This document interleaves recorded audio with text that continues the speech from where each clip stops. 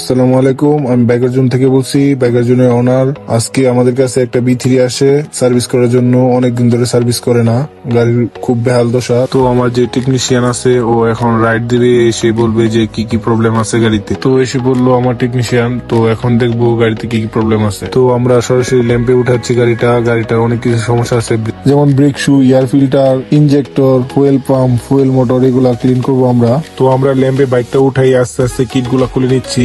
একটা গাড়ির ফুল master cleaning service মানেই সবকিছু খুলে এবং চেকিং এবং যা যা নষ্ট হয়েছে তা লাগানো। আর এইদিকে দেখেন বাইকের ব্রেক শু খেয়ে ডিক্সে লেগে গিয়েছে। ডিক্সে স্পট পড়ার একটাই রিজন, ব্রেক শু টাইম মতো চেঞ্জ না করা। তো আবার আমরা এইদিকে দেখতে পাচ্ছি ABS মোটরের ভিতরে কি, এগুলা দেখেন গাইস, কি একটা খারাপ অবস্থা। অয়েল চেঞ্জ না করার কারণে ABS মোটরের ভিতরে গাছ জমে গিয়েছে। তো আমরা এটাকে ভালো করে ক্লিনিং করে আমরা লাগিয়ে দিই।